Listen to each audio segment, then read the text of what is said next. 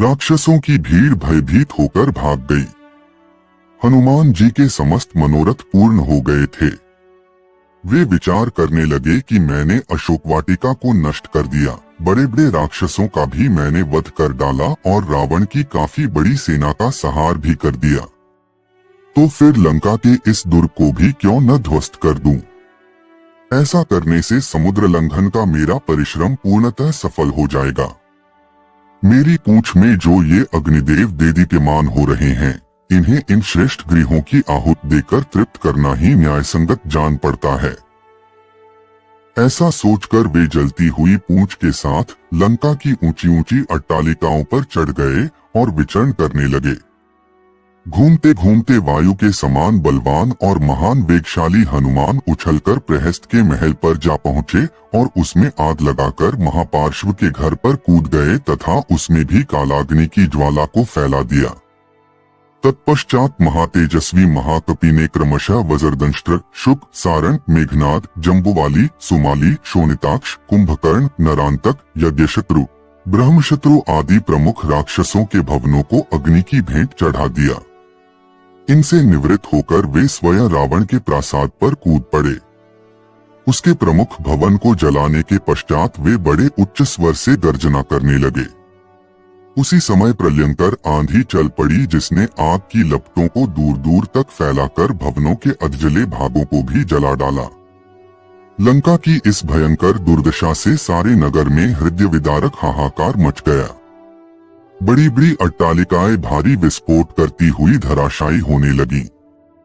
स्वर्ण निर्मित लंकापुरी के जल जाने से उसका स्वर्ण पिघल पिघल कर सड़कों पर बहने लगा। सहस्त्रों राक्षस और उनकी पत्नियां हाहाकार करती हुई इधर उधर दौड़ने लगी। आकाशमंडल अग्नि के प्रकाश से जगमगा उठा। उसमें रक्त एवं कृष्ण वर्ण धुआं भर गया, जिसमें से फुलझड़ियों की भांति चिंगारियां छूटने लगीं। इस भयंकर ज्वाला में सहस्त्रों राक्षस जल गए और उनके जले अधजले शरीरों से भयंकर दुर्गंध फैलने लगी। संपूर्ण लंकापुरी में केवल एक भवन ऐसा था जो अग्नि के प्रकोप से सुरक्षित था, और वह था नीतिवान विभीषण का प्रासाद। लंका को भस्मीभूत करने के पश्चात वे पुनः अशोक वाटिका में सीता के पास पहुंचे। उन्हें सादर प्रणाम करके बोले, हे माता, अब मैं यहाँ से श्री रामचंद्र जी के पास लौट रहा हूँ।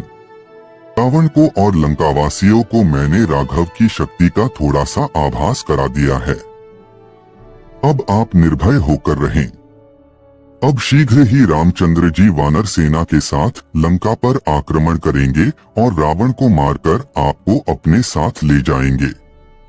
अब मुझे आज्ञा दें ताकि मैं लौटकर आपका शुभ संदेश श्री रामचंद्र जी को सुनाऊं, जिससे वे आपको छुड़ाने की व्यवस्था करें।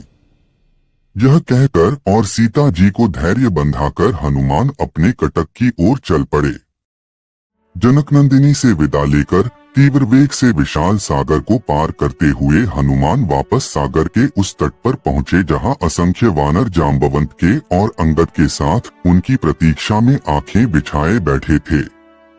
अपने साथियों को देखकर हनुमान ने आकाश में ही भयंकर गर्जना की, जिसे सुनकर जाम्बवंत ने प्रसन्नतापूर्वक कहा, मित्रों, हनुमान की इस गर्जना से प्रतीत होता है कि वे अपने उद्देश्य में सफल होकर लौटे हैं। इसलिए हमें खड़े होकर हर्षध्वनि के साथ उनका स्वागत करना चाहिए। उन्होंने हमें यह सौभाग्य प्रदान किया है कि हम लौटकर रामचंद्र जी और वानरराज सुग्रीव को अपना मुख दिखा सकें। इतने में ही हनुमान ने वहां पहुंचकर सबका अभिवादन किया और लंका का समाचार कह सुनाया। जब सब वानरों ने सीता से हुई भेंट का समाचार सुना तो उनके हृदय प्रसन्नता से भर उठा और वे श्री रामचंद्र तथा पवनसुत की जय जयकार से वातावरण को गुंजायमान लगे। इसके पश्चात वे लोग हनुमान को आगे करके सुग्रीव के निवास स्थान प्रस्रवण पर्वत की ओर चले। मार्ग में वे मधुवन नामक वाटिका में पहुंचे, जिसकी रक्षा का भार सुग्रीव के मामा दधिमुख पर था। इस वाटिका के फल अत्यंत स्वादिष्ट थे और उनका उपयोग केवल राज परिवार के लिए सीमित था। अंगद ने सब वानरों को आज्ञा दी कि वे जी भरकर इन स्वादिष्ट फलों का उपयोग करें। आज्ञा पाते ही सब वानर उन फलों पर इस प्रकार टूट पड़े जैसे लूट का माल हो। अपनी क्षुधा निवारण कर फिर कुछ देर आराम कर वे सब सुग्रीव के पास पहुंचे और उनसे सारा वृतांत कहा। इसके बाद हनुमान जी और समस्त वानर सेना श्री राम के पास पहुंची।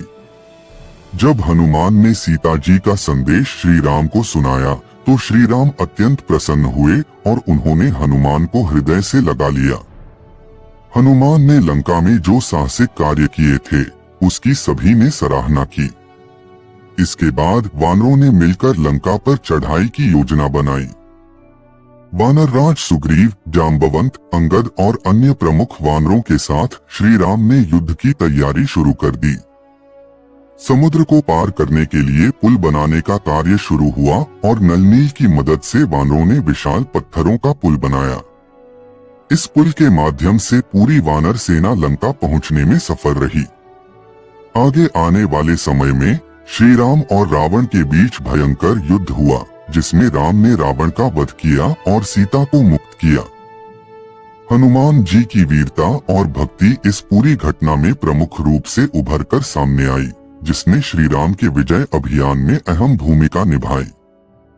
हनुमान जी की वीरता और भक्ति के बाद लंका में युद्ध की तैयारी जोरों से शुरू हो गई। राम, लक्ष्मण और पूरी वानर सेना ने युद्ध के लिए लंका की ओर कूच किया। समुद्र पार कर लंका पहुंचने के बाद दोनों सेनाओं के बीच भीषण युद्ध हुआ। राम के पराक्रम और नीति के सामने रावण की शक्तियां एक एक कर धराशायी होती गईं।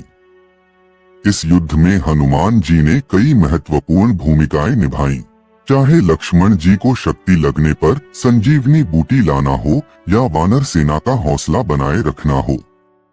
युद्ध के अंतिम चरण में राम और रावण के बीच सीधा मुकाबला हुआ, जिसमें राम ने रावण का वध कर दिया और धर्म की जीत हुई।